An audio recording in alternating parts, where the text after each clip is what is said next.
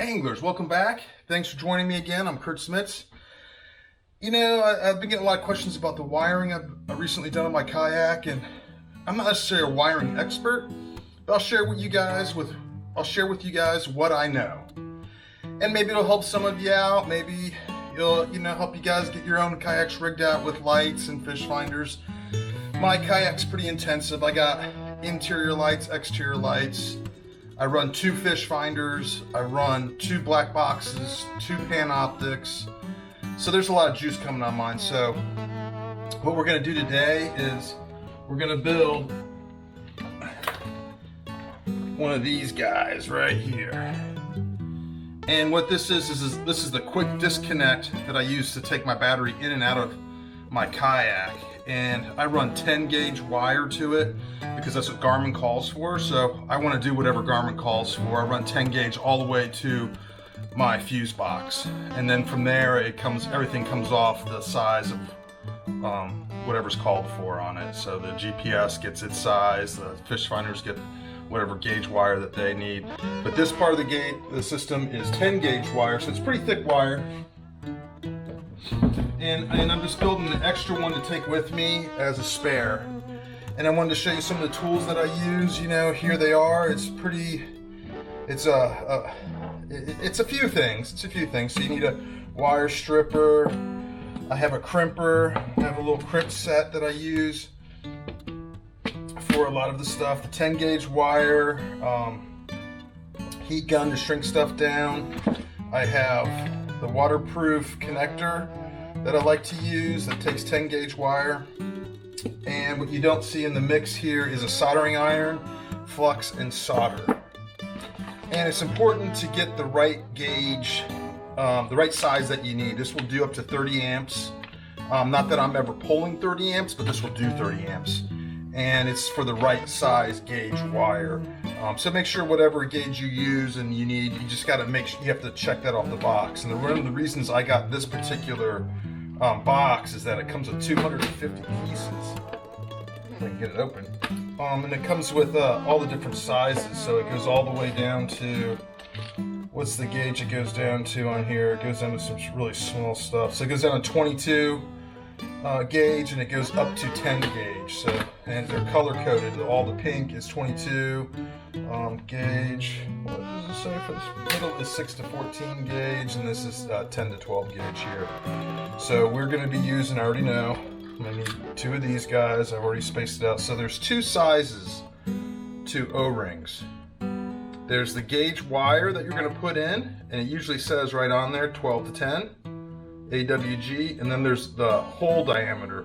So you want to pair that up with the right size hole you need for whatever. This is going on the battery stud for my batteries.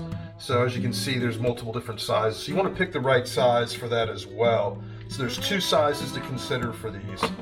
And the neat thing is these came with a crimping tool that will crimp these down and onto the wire, make them super secure without messing up the waterproof sheath on here. We're going to see all that here in a minute.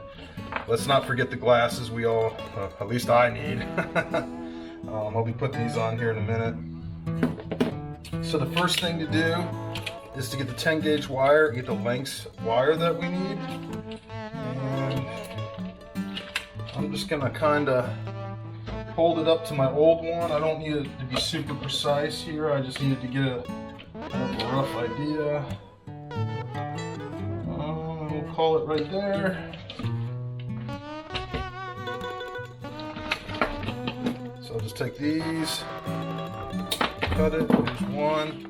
I'm going to use red wire for both of my black and red wire, and I'm going to mark it. I can get rid of the spool of wire. So the first thing you're going to want to do is straighten them out a little bit. Straight. I'll put my glasses on so I can see. And you want to strip off a little over 1/4 inch of the sheath. That's probably a little too much right there, honestly. So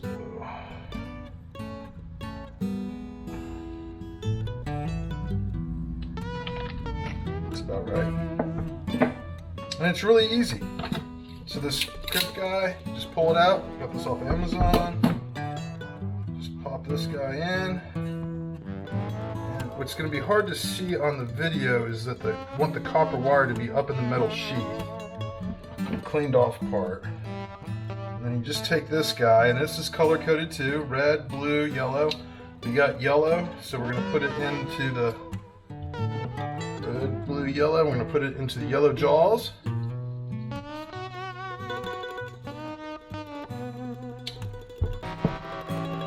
And then you just squeeze.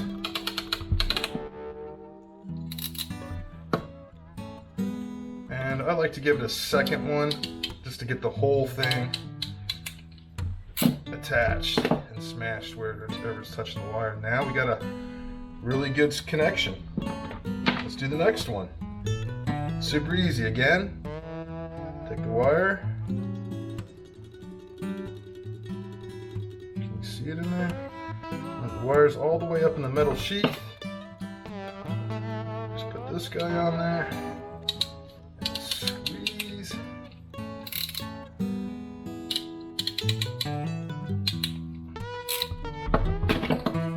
Test it. Really good connection. And now we're gonna heat shrink this stuff down real quick.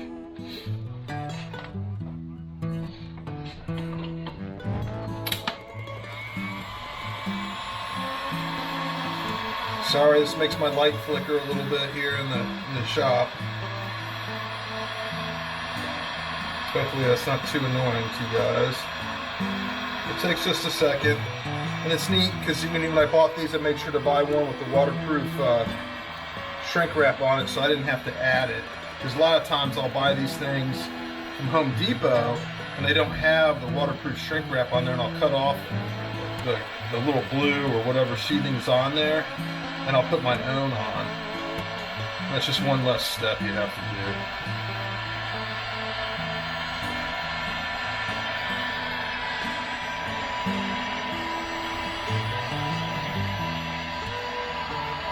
One done.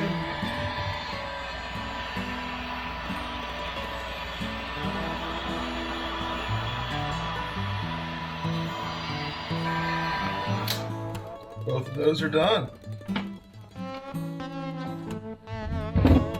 So at this point, I need to mark which one of these wires, right, because they're both red, is going to be the negative, which will be black. And I'm going to mark this guy. I'm going to mark him up here. I'll run a mark down here. You know what? Let's just go ahead and cut a piece of shrink wrap and put it on there, and just so we know which one's which. There's never a question.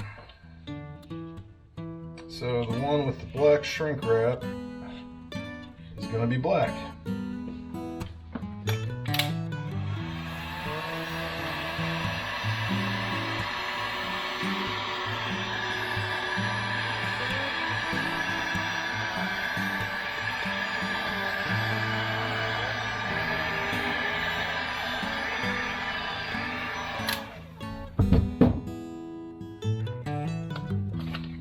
So here's that plug, and it's a 30 amp waterproof plug. It's they've worked really well for me over the years. I've been using this one for, gosh, I really don't even know how long I've been using it. And for my application, I just need half of this stuff that comes in here, right?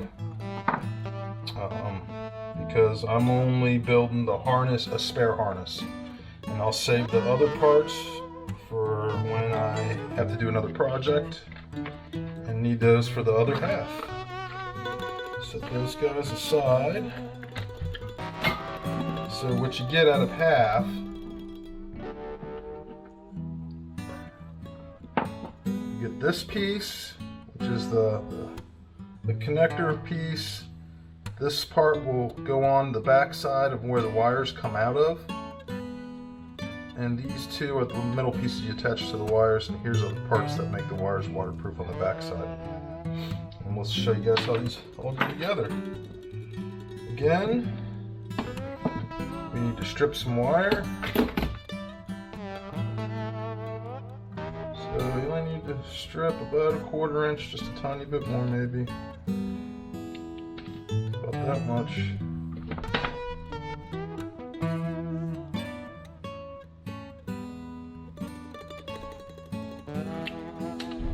Easy peasy. Now, if you look at these,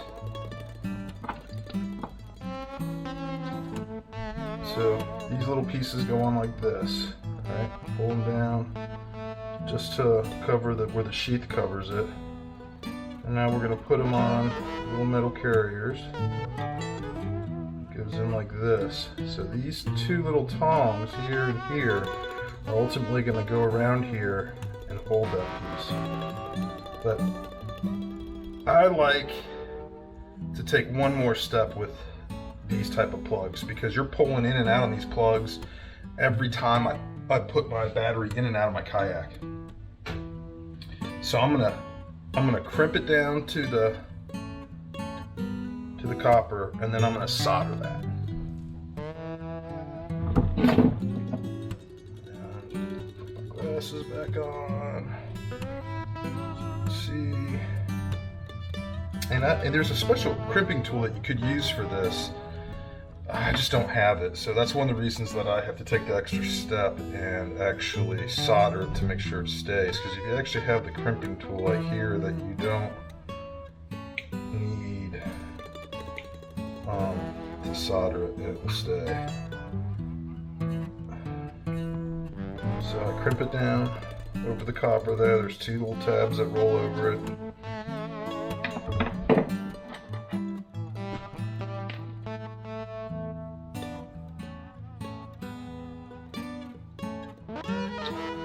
Little donut thing on.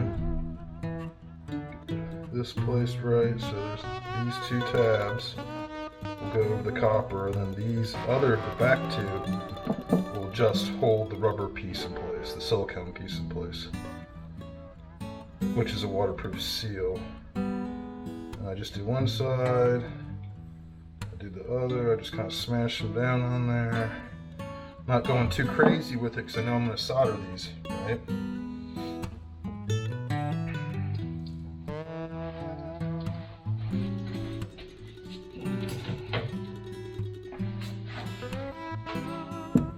Super basic tool just to hold these in place while I solder them. Hopefully you guys can see this really good. And what I'm going to do is little bit of flux, put it right where I want that stuff to kind of connect it all together. So it goes on the copper, and it's getting a little bit on those little pieces of metal. And my soldering iron should be nice and hot.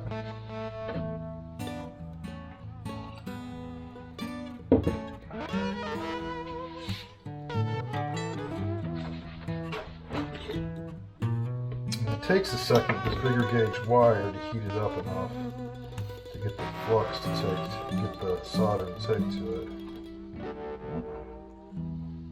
But if you get a powerful enough soldering iron, it goes a little quicker.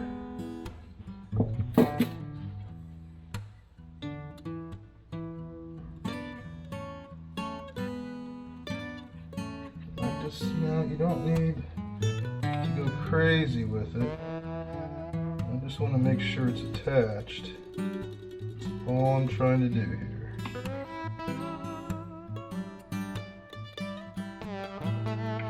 Because hopefully we crimped it good enough that even that would probably keep it secure. This is more of a redundancy. No one wants problems out in the water. That's one done, soldering. Here's the second one. Tighten this thing up a little bit. And there we go. And let's put a little bit of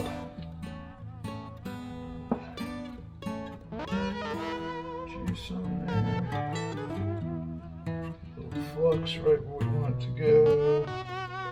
And what this does, what the flux does, is it cleans the metal, and it also provides almost like a pathway for the flux to flow.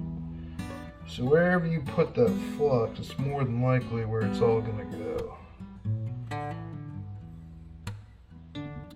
And I'm sure there's some soldering experts out there who are going to say there's a better way to do it, and I'd love to hear about that in the comments.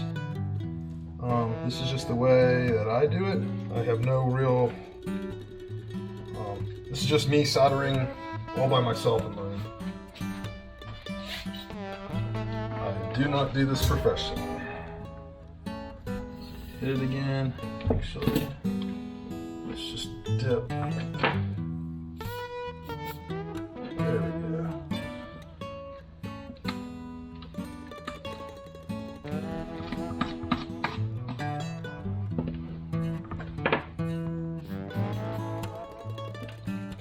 Nice and clean.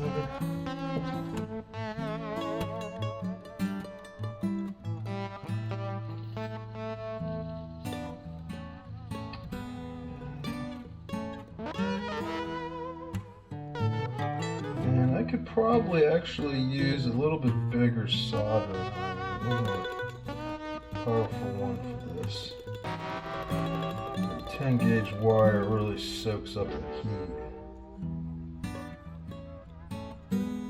I'm going to pull it off, let it heat up real quick. Back on.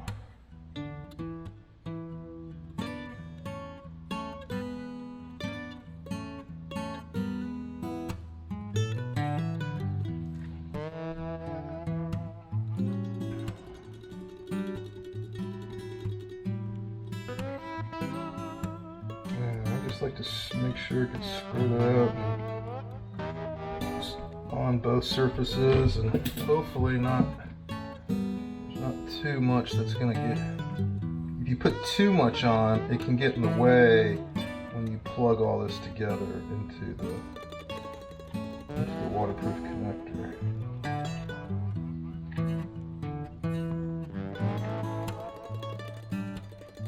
There we go.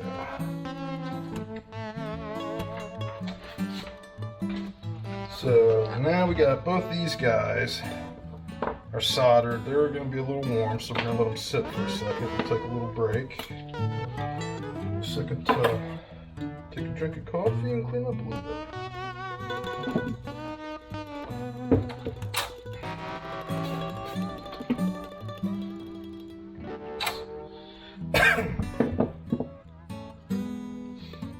Okay. So now we can touch them. They're nice and cool again. And what we're going to do is slide this rubber piece up. You're going to have to finagle it to get it underneath that little metal part right there. See, now we got it pushed up underneath the metal there. And get this one out just a hair, make sure we're getting in there real good. Bend these down, and all these things are doing is holding that rubber boot in place, or silicone boot in place. Same thing here, bend it off a little bit. You see my little gap in there. Again, push that silicone gasket up.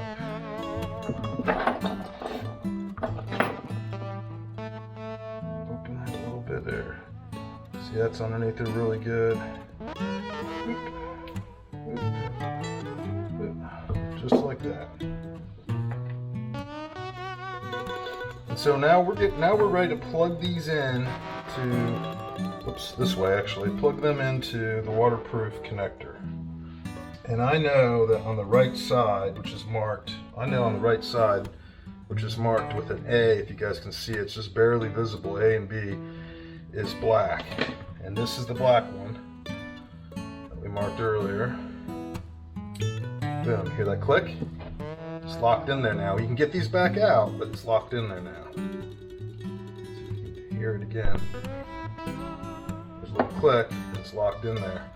So even though these things are locked in there now, you think that's good enough, but these are really good, and these are like automotive clips of some sort, or boat clips, are really good in that you get this secondary clip that goes on that holds everything together really tight. And now I have a backup connector that I'm going to take on the road with me to make sure I never have a problem on the road. Because we all know when you go to a tournament and you're gone and you've just driven 8 hours to get there, that's when you're going to have a problem if there's a problem to be had. And no one wants to have that problem on the road, and if you do have that problem, this is going to be a quick change for me. It was a few dollars for me to do this. It's probably $15 or $20 worth of parts here total. And now I got a spare. So when I go on the road, if something happens to these, because you know what happens is you're unplugging them and plugging them so much, it's not the plug that goes bad, it's sometimes the wire will start breaking down from being bent so many times. And you know, I like to be prepared. I was a Boy Scout. Anglers, I hope you guys learned something. I hope this helps you out a little bit. Hey, if you got any comments about a better way to do this, please leave it in the comments. Let me know. Let's hear from you guys. Thanks for watching. I'll see you guys all out in the water.